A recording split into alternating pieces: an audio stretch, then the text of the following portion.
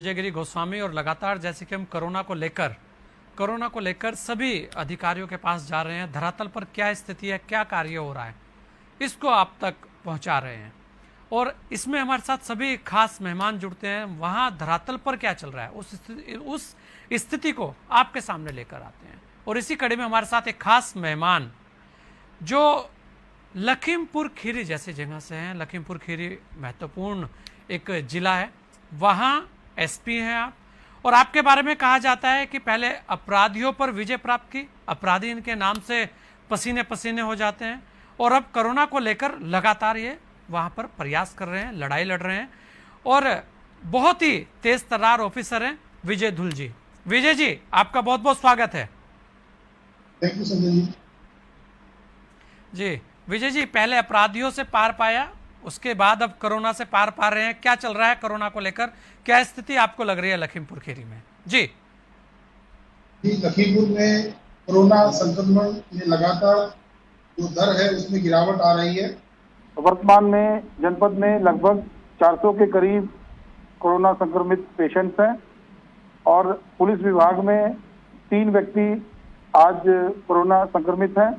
और पूर्व में ये आंकड़ा काफी ज्यादा था। अब सब लोग स्वस्थ होकर वापस अपने घरों पे, अपनी ड्यूटी पे लौट रहे हैं। तो जो दर है कोरोना के संक्रमण होने की, उसमें काफी गिरावट आई है और दिन पे दिन ये और कम होती जा रही है। जी नहीं, बिल्कुल कम जी जी विजय जी,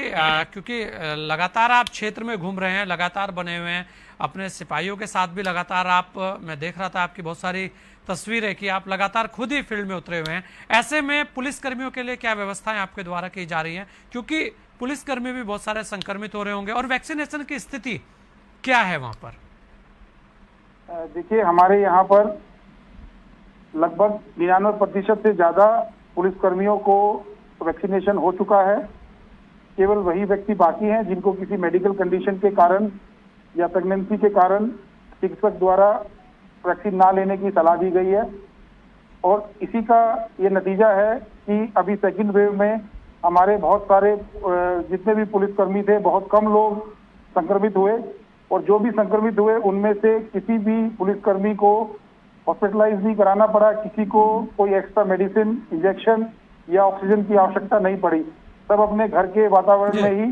पूर्ण रूप से स्वस्थ होकर वापिस अपनी ड्यूटी पे लौट आए हैं। दूसरा, कोरोना से बचाव के लिए लगातार हम अपने स्टाफ में ये जागरूकता फैला रहे हैं कि किसी भी हालत में हमें अपना गार्ड लोअर नहीं करना है, एहतियात नहीं छोड़नी है, हमेशा मास्क पहनना है, बार बार हाथों को धुलते रहना है, ग्लव्स पहनने हैं। प्रतिदिन जो आयुष मंत्रालय के द्वारा जो गाइडलाइंस दी गई थी उसके अनुसार काढ़े का सेवन करना है, स्टीम लेनी है, गर्म पानी से गरारे करना है, और अपनी प्रतिरोधक क्षमता को बढ़ाने के लिए जो भी मौसमी फल हैं, विटामिन सी है, मल्टीविटामिन है, उन सब का सेवन करना है। और इसके अतिरिक्त जो पुलिस की ड्यूटी है कि एक तो हमें खुद को, अपने आप को संक्रमण से बचाना है ताकि हम जनता की सेवा कर सकें और उनमें अंदर कोविड संक्रमण को रोक सकें। तो जब हम स्वस्थ होंगे, हम ठीक होंगे, तभी हम वो ड्यूटी कर पाएंगे। और इसी के फलस्वरूप मुझे बताते हुए खुशी हो रही है कि हमारे सभी पुलिसकर्मी वर्तमान में स्वस्थ हैं और बखूबी अपना ड्यूटी कर रहे हैं। और बाकी क्षेत्र की जनता के लिए, जनपद के लोगों को जागरूक कर रहे हैं। हमारे प्रत्येक थानों पर, चौकियों पर पीए सिस्टम लगे हैं। गाड़ियों में जो पब्लिक एड्रेस सिस्टम है उनके माध्यम से कोरोना संक्रमण से बचाव हेतु कोरोना संदेश और कोरोना जिंगल के माध्यम से हम लोगों को जागरूक कर रहे हैं। और जहां पर भी लोग बार बार समझाने पर भी अगर कोविड प्रोटोकॉल का, कोविड गाइडलाइंस का पालन नहीं करते हैं तो उनके लिए इन्फोर्समेंट की कार्रवाई की जा रही है, चालान की कार्रवाई की जा रही है। जी, काला बाजारी को रोकने के लिए विजय जी क्या प्रयास हो रहे हैं आपके स्तर पर? क्योंकि वैसे तो अपराधी आपके जहां जाते हैं वहां से अपराधी चले जाते हैं, लेकिन फिर भी अगर हम देखें, ये काला बाजारी भी एक बहुत बड़ा शब्द दोबारा से उभर कर आया इस कोरोना जैसी महामारी के बीच में, और ये ऐसे अपराधी हैं जो वास्तव में देशद्रोही कहलाने लायक हैं। जी, काला बाजारी के लिए जब कोविड की सेकंड वेव का दस्तक दी थी उसी वक्त हमारे द्वारा डीएम साहब द्वारा और बाकी सभी संबंधित अधिकारियों द्वारा उसके लिए एक फुल प्रूफ स्ट्रेटेजी बनाई गई थी, जिसके तर्ज पर जितने हमारे एसेंशियल कमोडिटीज हैं, हमारी जो एसेंशियल मेडिसिन हैं, ऑक्सीजन है, जो भी इस प्रकार की वस्तुएं हैं जिनके लिए कालाबाजारी या होर्डिंग के जिसमें चांसेस हैं, उसके लिए विशेष रूप से अभियान चलाकर आकस्मिक रूप से भी और डिकॉय के माध्यम से भी हमारे द्वारा लगातार इसमें चेकिंग की जा रही है, चाहे वो मेडिसिन स्टोर्स हो या जो बाकी जो लोग जो व्यापारी इसमें डील करते हों, उनके लगातार उनको चेक किया जा रहा है और सबसे वार्ता करके सबको इसके लिए जागरूक किया जा रहा है, प्रेरित किया जा रहा है कि आपदा के समय में कोई भी इस प्रकार का कृत्य ना करें, जो कि अपने आप में शर्मनाक तो शर्मसार करने वाला है। उसके अतिरिक्त ये कानूनी रूप से बड़ा अपराध है और अगर कोई भी ऐसा करता पाया जाएगा तो उसके विरुद्ध कार्रवाई की जाएगी। और मुझे ये बताते हुए खुशी हो रही है, इसमें हमारे व्यापार मंडल के पदाधिकारियों के द्वारा और जो हमारे बाकी जितने भी लोग हैं जो इन सब बिजनेस में जो लोग काम करते हैं, उनके द्वारा पूरा सहयोग दिया गया और उनके द्वारा प्रशासन को अपनी तरफ से काफी सारी दवाइयां और वो सब उपलब्ध कराई गई, जिससे जो भी जरूरतमंद हो उसको दवाई मिल सके और केवल पैसे के अभाव में किसी को इस प्रकार की कमी ना पड़े। इसके अतिरिक्त एम्बुलेंसेज के ऊपर भी कि वो ओवर प्राइसिंग करते हैं, ओवर चार्ज करते हैं, ऐसी कुछ बात संज्ञान में आने पर तुरंत सभी एम्बुलेंस जितने भी हमारे यहाँ ऑपरेटर्स हैं उन सबकी मीटिंग ली गई और सबको इस बात के लिए ताकीद किया गया, सबका रेट फिक्स किया गया और रेट बाकायदा उनकी गाड़ी के अंदर चिपकाया गया और मीडिया के माध्यम से उसको पब्लिक में सर्कुलेट भी किया गया, जिसमें उनका पर किलोमीटर रेट फिक्स कर दिया गया। उससे ज्यादा अगर वो रेट लेंगे तो उनके विरुद्ध फिर कार्रवाई होगी। और मुझे ये बताते हुए बहुत खुशी हो रही है कि जनपद खीरी में कोई भी इस प्रकार का वाकया सामने नहीं आया कि किसी व्यक्ति के द्वारा कालाबाजारी करते हुए या ओवर प्राइसिंग करते हुए कोई भी ऐसी घटना की हो जो हम सबके लिए, मानवता के लिए शर्मसार हो। जी बिल्कुल, आपके प्रयास बहुत ही अच्छे हैं और होने भी चाहिए। विजय जी, अगर कानूनन हम देखें, कानून की दृष्टि से अगर कानून व्यवस्था को लेकर बात करें तो लखीमपुर खीरी के अंदर कानून व्यवस्था की क्या स्थिति है, अपराध के ग्राफ क्या हैं और कौन कौन सी चुनौतियां आपको लगती है कि वहां पर इन चीजों से अपराध बढ़ता है? जी देखिए, कानून व्यवस्था बिल्कुल दुरुस्त है और अपराध में विगत वर्षों के सापेक्ष काफी गिरावट हुई है, लेकिन हम इस चीज को भी एक चैलेंज मान के चलते हैं कि हम अपने जनपद को बिल्कुल अपराध मुक्त और कानून व्यवस्था को चुस्त दुरुस्त बनाने के लिए हमेशा अलर्ट रहेंगे और हर संभव प्रयास करेंगे कि यहाँ का अमन चैन बना रहे और कोई भी इस प्रकार की गतिविधियां जो नॉर्मल लाइफ को प्रभावित करे वो यहाँ पर ना हो। इसके लिए हमारी पूरी टीम अपने बाकी सभी सिस्टर विभागों के साथ समन्वय बनाते हुए पूरी अपनी तन्मयता से अपनी कार्रवाई करती है और मुझे इस बात से काफी संतुष्टि है कि लगातार जनपद में काफी अच्छे कार्य हो रहे हैं, जिससे जनपद में अपराध नियंत्रण और कानून व्यवस्था की स्थिति में सुधार हुआ है। जी, अगर विजय जी मैं देखूं तो ग्रामीण क्षेत्र की अगर बात करें तो वहां पर बहुत बार ऐसा होता है कि लोगों तक दवाइयां नहीं जा पाती, उसे लेकर क्या पुलिस ने भी कोई व्यवस्था ऐसी की है कि जिससे कि वहां ग्रामीण क्षेत्र में अगर कोरोना के मरीज हैं और वो नहीं जा पा रहे या उनके पास कुछ ऐसे साधन नहीं है और वो कहीं पुलिस के यहाँ पे फ़ोन करें, पुलिस लाइन में या पुलिस के द्वारा किसी दिए गए नंबर पर फ़ोन करें और वहाँ पर दवाई उपलब्ध हो जाए, क्योंकि ये भी एक बहुत बड़ी चुनौती है। जो हमारा कोरोना का जो integrated control and command centre है, वहाँ पर हमारे पुलिस के अधिकारी भी 24 घंटे उपलब्ध रहते हैं और कहीं भी इस प्रकार की कोई भी आवश्यकता होने पर जो हमारी निगरानी समितियां हैं या हमारा लोकल पीएचसी सीएचसी का स्टाफ है, जब भी वो किसी गांव में टेस्टिंग के लिए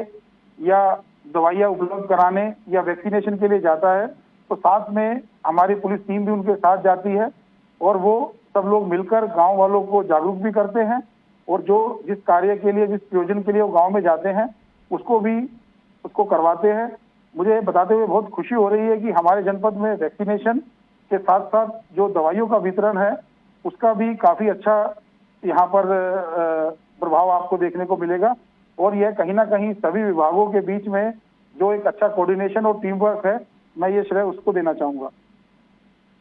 जी विजय जी, जिस तरह से अब की बार जो पुलिस की छवि बनी है, इसे बनाए रखने के लिए कितनी बड़ी चुनौती आने वाले समय में आप मानते हैं? देखिए, पुलिस तो जनता की सेवा के लिए है और उसी भावना से हम लोग काम करते हैं। हो सकता है कि बीच में कुछ ऐसी घटनाएं हों जिससे लोगों के मन में कोई नकारात्मक छवि बने, किंतु ओवरऑल जी हमारी जो सामान्य जनता है उसने पुलिस के काम को देखा है, नजदीक से देखा है, सराहा भी है और वह जानती है कि फ्रंटलाइन वॉरियर्स के रूप में पुलिस ने विशेषकर कोरोना काल में अपनी निहित दायित्वों के साथ साथ जो कार्य किया है, चाहे वो श्रमिक मजदूरों को सकुशल घर पहुंचाना हो या जब कोरोना का शुरुआती दौर था उस टाइम पे जो पुलिस के द्वारा कार्य किए गए या वर्तमान में भी जो बाकी विभागों को सहयोग पुलिस के द्वारा दिया जा रहा है, उन सबको करने में और खुद को अपने आप को फ्रंट लाइन पे रखते हुए खुद उस खतरे को अपने फेस करते हुए, तो मुझे पूरा यकीन है कि हमारी सामान्य जनता पुलिस के इस जो पुलिस के द्वारा जो कार्य किए जा रहे हैं उसको बिल्कुल कंसीडर करेगी और उसको एक पॉजिटिविटी जो एक समाज में इससे पैदा हुई है ये आगे और बढ़ेगी। जी विजय जी, एक पर्सनल सवाल आपसे ले रहा हूं। लोग कह रहे हैं कि विजय जी गंभीर बहुत रहते हैं, हंसते नहीं हैं, ऐसा क्यों? नहीं, ऐसी बात तो नहीं है। जहाँ हंसने की आवश्यकता है, जहाँ हंसी आती है वहाँ हंसते भी हैं, जहाँ गंभीरता चाहिए वहाँ गंभीर भी रहते हैं, ऐसी बात नहीं है जी आपको वैसे ही किसी ने कहा होगा मजाक में। ये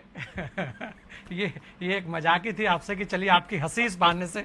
देख लेंगे और लोग भी देख लेंगे कि विजय जी भी, पुलिस भी वास्तव में एक आपके साथी हैं। ये केवल हमारा प्रयास रहता है। विजय जी, अपने क्षेत्र के लोगों से, आपने जो आपके और अपने पुलिसकर्मियों से क्या अपील करना चाहेंगे आप? मेरा हमारे सभी पुलिस के साथियों से भी और हमारे जिले के सभी सम्मानित व्यक्तियों से यही अनुरोध है कि कोविड गाइडलाइंस का अनुपालन करें, हमेशा मास्क का इस्तेमाल करें, अपने आप को बचाने के लिए जितना मैक्सिमम एहतियात और सावधानियां बरत सकते हैं वो बरतें, अपना नंबर आने पे वैक्सीनेशन जरूर कराएं और इस कोविड काल में जिसकी जितनी मदद आप कर सकते हैं, चाहे प्रोफेशनल लेवल पर चाहे अपने पर्सनल लेवल पर, वो जरूर करें, क्योंकि हर व्यक्ति इसमें कोई ना कोई मुसीबत में कोई व्यक्ति फंसा हुआ है। अगर हम उसकी मदद करेंगे तभी वो आदमी उस मुसीबत से बाहर निकल पाएगा और कहीं ना कहीं समाज को एक साथ जुड़ने का, एक दूसरे की मदद करने का एक मौका कोविड के दौरान हमें मिला है, तो हमें उसका पूरा लाभ लेते हुए मानवता को जिंदा रखने का पूरा प्रयास करना चाहिए। नहीं, बिल्कुल विजय जी, आपने अपना कीमती समय हमें दिया, इसके लिए बहुत बहुत धन्यवाद, बहुत बहुत आभारी हैं हम आपके। धन्यवाद संजय जी। जी, तो ये थे विजय धुल जी, जो एसपी हैं लखीमपुर खीरी, बड़ी तेज तरार ऑफिसर हैं और लगातार प्रयास करते रहते हैं और खासकर अपराधियों के अंदर इनका बड़ा खौफ है।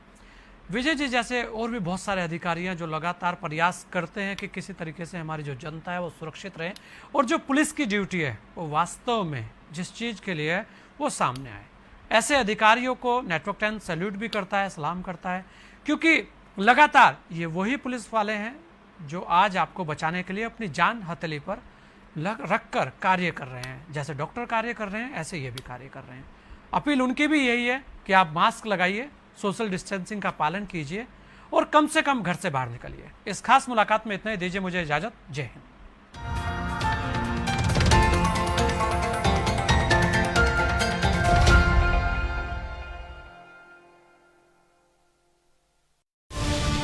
राजनीति की बिसात पर शहमात का खेल कहां कहां से निकली, विकास की लखनऊ में मेरठ की क्रांति, बुंदेलखंड की झांसी, प्रयागराज का संगम, आगरा का ताज। अब होगी यूपी के हर गांव की बात, हर शहर की बात। मेरा यूपी, मेरी शान। देखिए नेटवर्क 10 पर यूपी।